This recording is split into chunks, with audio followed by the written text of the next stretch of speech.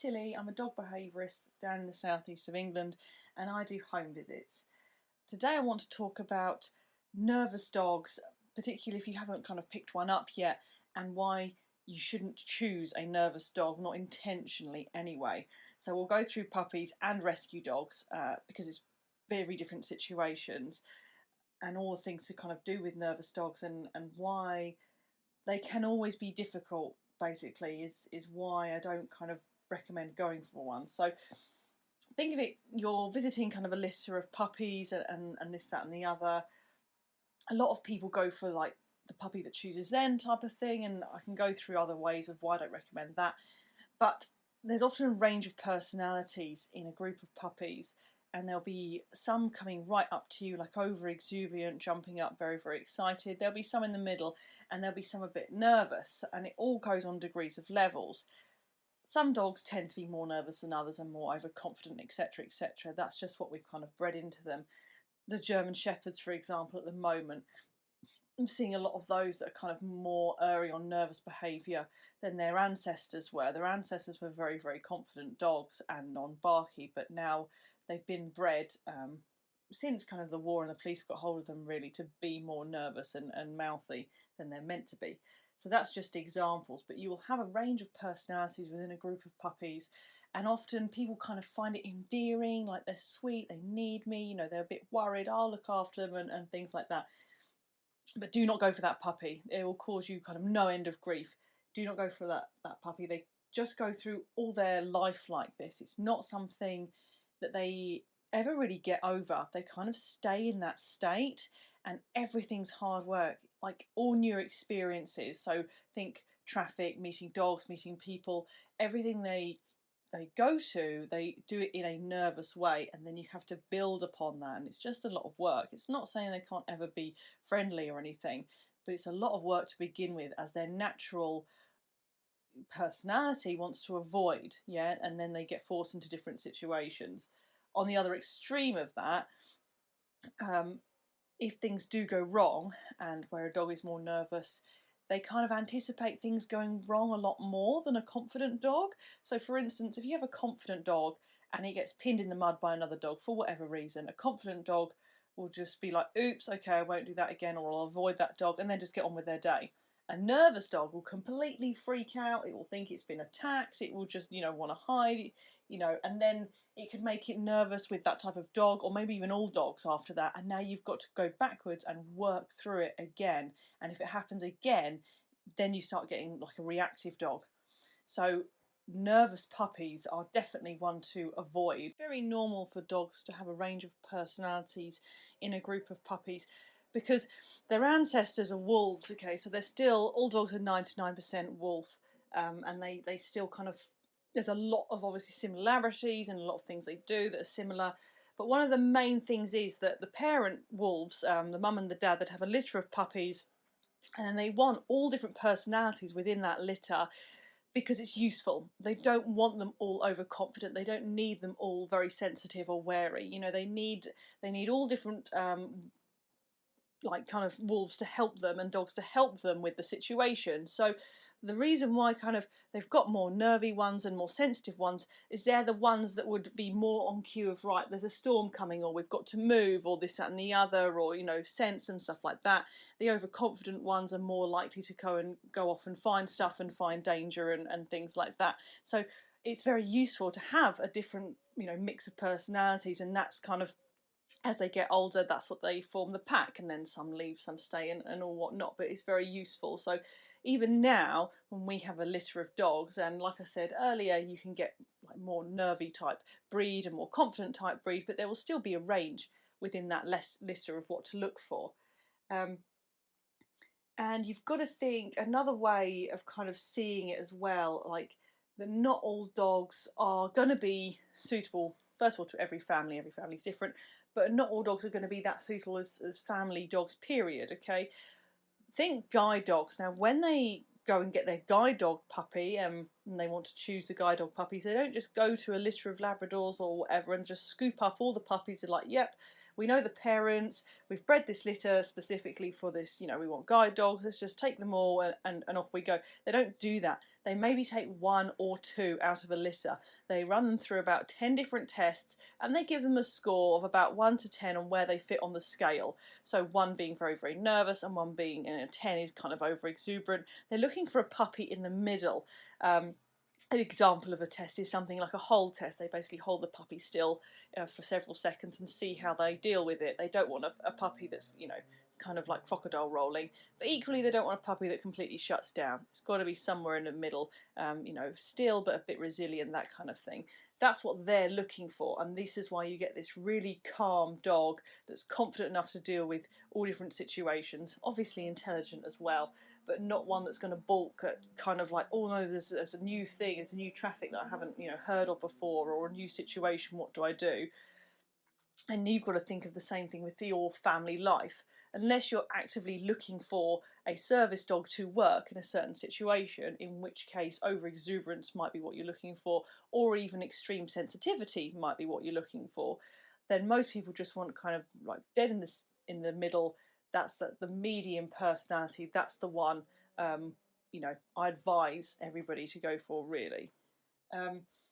Rescue dogs are slightly different. Again, I definitely advise if there's a more nervy rescue dog, and it goes in different levels, it goes in different degrees of nerves, but try and avoid it. You want to go for kind of the confident ones.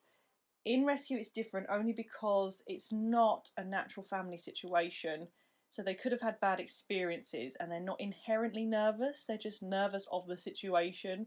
So it's harder to judge. However, dogs that are kind of cowering and hiding and things like that, that's kind of, again, they're the ones that are going to take a lot of work. And again, if stuff goes wrong at home, and when I say stuff goes wrong, it could just be a loud bang. That's all would need to go wrong for this type of dog. They're just going to freak out, and they can go into shutdown. They can try and hide, not want to come out. They can even get reactive for this kind of thing. They can kind of associate you with like the noise. They think you've done it, and now they've got a bit of vendetta against you, or they don't trust you. Again, it does go in degrees. Some dogs are nervous. You get them home, you work with them for a few months, and once they're settled, they're all right. It's harder to judge. When others, I saw a dog. It was a one from Romania, and a lot of Romanian dogs are problematic anyway. But they'd had it for about 6 weeks, and it just wouldn't leave its crate. It just refused to leave its crate, and when nobody was in the room, it would sneak out, grab some food, sneak back in, and that was its life. Just completely shut down. It couldn't kind of function. And that's what I mean by inherently nervous. The dog, his natural persona is nervous anyway. It's obviously traumatised from kind of going from home to home and all the journey, and that's just added to it. Whereas a confident dog, they're still a bit traumatised by like the 3-day journey in the car and everything, but once they're settled, they very quickly get over things, whereas the nervous ones don't. I've spoken a lot about over-exuberance, and now I just want to kind of say why I personally think over-exuberance is actually better than nervous behaviour, because it's still an extreme, so it's still not ideal, and I see a lot of people with kind of problem puppies where they've said, particularly the dog chose me. So what that basically means to me is that it's a very high energy, excitable puppy. It's got a very low tolerance of boredom, and it's using you as a kind of like download for its nips and stuff. It needs constant attention and constant playing. That's what that kind of tells me.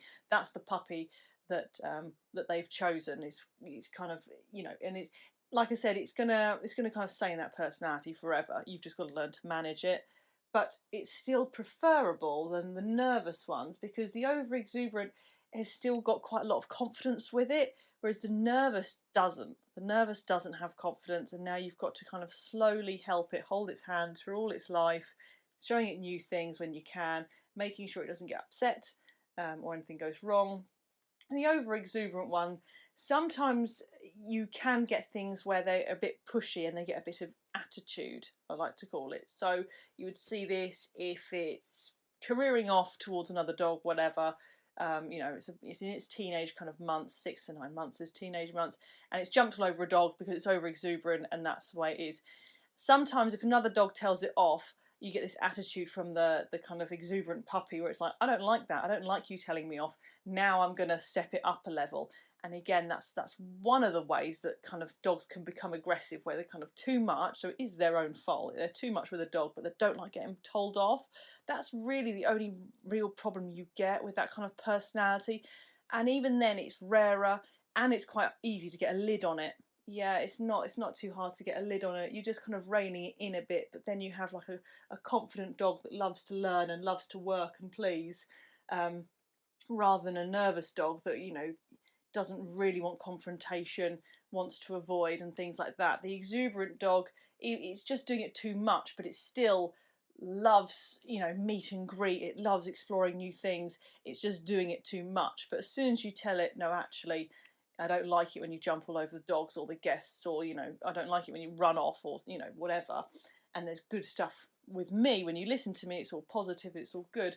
Well, once they've learnt that and they've learnt the rules, then they're fine. They're just a bit more exuberant than kind of a confident personality. So it's just about reining it in. So I personally like kind of like the middle line personalities, but that's still, you can still go to the exuberant ones, as long as you know that you do have to be more strict with them and they are going to take more training. But I think unless you've got a really quiet life, and you're going to be kind of out in fields, you don't have many guests and you don't do too many things, too many different things, nervous ones are still ones to avoid, really. Like I said before, it's extremes. You get some groups of puppies, and the nervous ones, they're not really that nervous. And the confident ones, or the over exuberant ones, are not really that manic. And then you get other litters where they're all slightly more manic, or they're all slightly more nervous. So I'm not saying, if it's like the last puppy and you're like, oh, that's a bit nervous, you don't need to worry too much. But as long as it's not extremely nervous, where it's shying away, you can test it out by kind of making like, loud noises, or, clapping your hands or something like that. There's a few kind of tests you can do to see how nervous it is, but it shouldn't be kind of cowering and worrying and things like that. If you go on my TikTok, there was a dog called Wally that we saw, I think maybe last year. And there's a few videos of him, and you can see how he's different from his litter mates. Like, he's very, very nervous and worried about all new things. And the breeder was really good, and they found him a special home because they were worried about him. Because they knew that if something does go wrong, then that's when you're going to get like aggression and things like that. So they found him a special home to go to, which was really good of her, really, to do.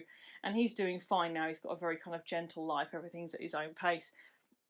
But if you see that, it's interesting because there is a really obvious difference between him and the rest of the litter. He kind of sticks out a bit, even though they're all the same colour. His personality really sticks out quite a lot. Okay, so briefly I just want to talk about, if you do have a nervous dog, it doesn't matter really if it's a puppy or a rescue, or, even if you've had this nervous dog years.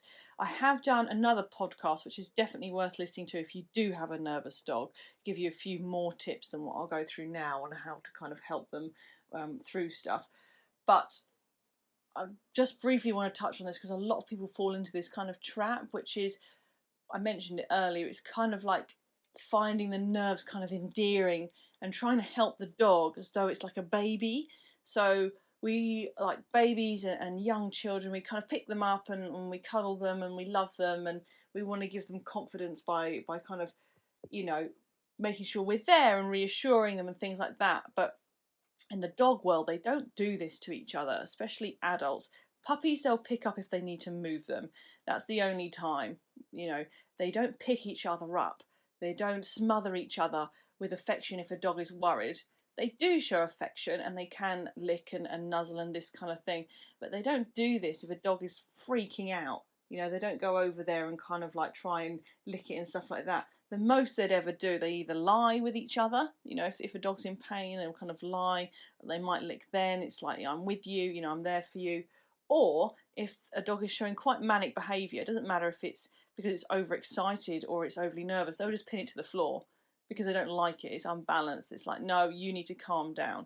That is what they do. I'm not saying you need to do that, but just so that it's clear, they don't pick each other up and love each other in that way. And a lot of people use this kind of high voice when the dog is worried as well. So that does kind of two things, really. Yes, kind of the soft voice, it is like a reward. So if a dog is worried and you're like, oh, it's okay, like, you're just rewarding that behaviour. So you're kind of saying to the dog, it's okay for you to be like this nervous. I love it when you're this nervous. This is great. The other thing that happens is often your voice goes quite high and it can sound quite anxious. So, you can't really trick a dog really. You can sound quite anxious, which would make them more worried. But also if it goes too high, you're emulating a puppy, which isn't what a nervous dog needs. It doesn't need a puppy. It doesn't want to go into that kind of paternal role, which is high pitches and things like that. It starts to stimulate that if you're acting like that. Everything just needs to be very, very calm and very, very balanced. So any dog that's kind of freaking out of a situation, as long as it's kind of safe and you're not kind of near a very aggressive dog that's actually going to go and attack your dog, don't pick it up. Just leave it where it is and try and get out of the situation, but don't get out of it completely. You want to leave the situation until the dog's a bit calmer, and then you want to stand still without talking. Make sure it's on a loose lead. If it's trying to run away and things like that, physically block its path, keep putting it back to where it was. You don't have to ask for a sit, just keep putting back. Leads can help in this instance, whether it's indoors, outdoors. And then you're just going to stay there calmly until the dog has calmed down. And then when the dog is calm, that's when you can ask for a sit or ask for eye contact. And if you've got a treat, give it a treat. And then just stay in the moment until the dog has realised that whatever that threatening thing was is not as scary as it thought. If you panic, pick up your dog, that's obviously the worst thing. But also if you just run away and leave, you have effectively fled the scene. The dog hasn't learned anything except that when it panics, it gets what it wants, i.e., we all leave. It needs to know that the kind of the blind panic is not a time for leaving. You want to decrease the situation because so the dog can calm down, but ultimately you want the dog to learn from the experience by staying just within kind of range, so that the dog isn't panicking, but it's not completely got over it, so it can start to learn and process things. So nervous dogs, a bit like over exuberant dogs, they need a lot more rules, if you like. Think kind of children need boundaries, and when there's problem behaviour or an unbalanced personality, you need more rules to make the dog feel secure. Often because of the endearment, and it's like, oh, he's no trouble, I just want him to feel at home, so they give him like the whole run of the house and there's no rules. That actually makes the dog feel more nervous with no rules. They need rules to know that you've got this. So it's a similar thing. Parental figure. Dogs are in packs, wolves are in packs, and we live in groups as well. That's why we both get on so well, dogs and humans. But it's the parental figures at the top that kind of run the show. They don't let the puppies just run amok. They do when they're very, very young, but once they start getting to 4 or 5 months, they start giving them rules. It's like, no, you can't have my spot, or no, you can't push me off the carcass to go and eat that. And dogs will do this as well. It's like, no, you can't just lorm all over me, or you can't have my spot on the bed, this, that, and the other. And you need to be the same. You can't just give them everything for free, just because it makes them feel even more nervous, because they think that, for them, they don't think that, oh, this is a treat, I really love it here because it's all a privilege. They just are seeing it as a lack of rules, which makes them feel more insecure. So everything has to be very, very strict. Not harsh, but just more rules. So, for instance, you could do kind of more obedience, more staying, that kind of thing. Build it up to, between 10 minutes, half an hour, that kind of thing. Just so that the dog knows there is something going on and the whole situation isn't out of control. Like a lot of these nervous dogs, that's what they feel is going on. They feel like there's absolutely nothing in control. And sometimes they can even feel that they're meant to look after you as well, which makes them feel even more nervous. They can't handle that responsibility. So all of this kind of over kind of mothering and stuff like that, they're not, babies. I mean, we don't even do this with our children. Our children and teenagers, we're not picking them up and over mothering them. We only really do this with babies, like from like 1 to 2 really is where we're constantly picking them up. So dogs and adult dogs, when we start doing this and feeding into that nerves, it just all goes awry and it makes everything so much worse. So even though they're nervous, it doesn't matter if they're nervous or exuberant, they are still a dog, and they'll feel a lot more secure with these boundaries. But like I said, I've done another podcast on this, so have a look at that. I think it says something like, it's called something like nervous dog, you need to listen. I'll explain everything that you need to go through on how to help your nervous dog just be more confident. So that concludes our podcast today. I hope that's been helpful. If you want to find a new dog, try and go for the baseline middle personality. If you're interested in more videos or stuff that I do, I am on TikTok. I usually put my TikTok videos also on Facebook and Instagram, so just search Fawn Dog for those. And the main website is fawndog1to1dogtraining.co.uk. Thanks for listening, guys.